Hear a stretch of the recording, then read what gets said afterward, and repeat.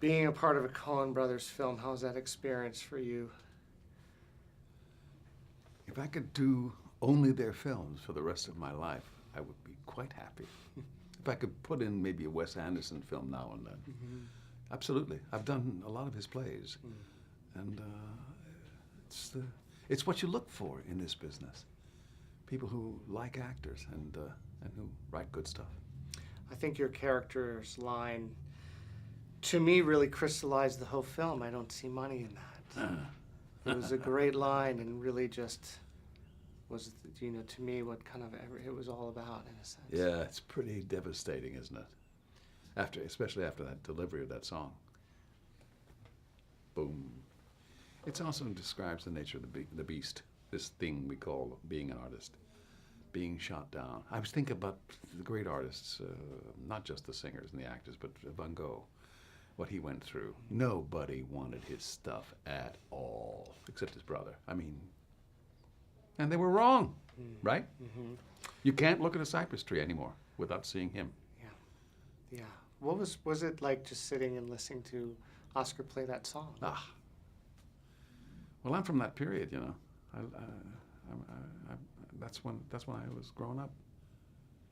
And the first time he played it, I wept. Wasn't the right thing to do, not for Bud Grossman. But the next time I didn't cry. I just remembered some of those assholes in the business. Sorry, that's what they are. Well, those people without whom we cannot do, by the way. Right, just fair. We all come across them.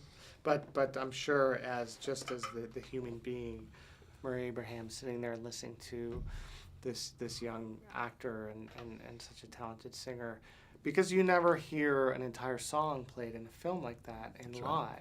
Right so up for there. So for you, and just you and him, it really must have been such an intimate, incredible moment. It was incredible for other reasons as well. First of all, I know him and like him, and we've worked together before. But also, we were in a theater when we shot it. In a theater, not a studio. A theater that I happen to know. And that added to it as well. Singing and performing in an empty theater is another thing. It's kind of a church. It is. And when you do that kind of sacrilege to an artist, it's doubly painful. Yeah, I think that scene in that film, just the whole thing was really, and what's amazing about the Coen Brothers is that, like I said, you don't need to say a lot. Just that line says everything, doesn't it? This is it. But it's not only about that. These days, there are so many people out of work, looking for work, who are very good at their jobs, who cannot find a job. When they go up and audition or have an interview for a job that's life or death to them and their families, they suddenly realize what it means to be an actor. No. But you don't understand, I need no. What is it about that era that you lived through and 60s folk music that is quintessentially American and such a great tapestry for the Coen Brothers?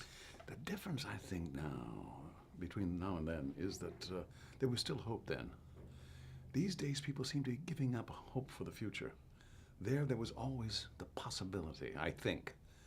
The idea of gathering together in a tight little community and singing together, hootenannies, which is what I used to do. You don't find that now. It's electronic music, which is kind of distancing. It's okay. But there's a seeking out for that community we see in these huge, successful concerts. I mean, thousands and thousands of people, but it's rather distant. The hootenannies were very close and personal and human. Not that these other people are inhuman, but I think there's a searching for that humanity that seems to be missing now. And I'm hoping that this will awaken some of that sense of humanity. Or maybe I'm being too positive.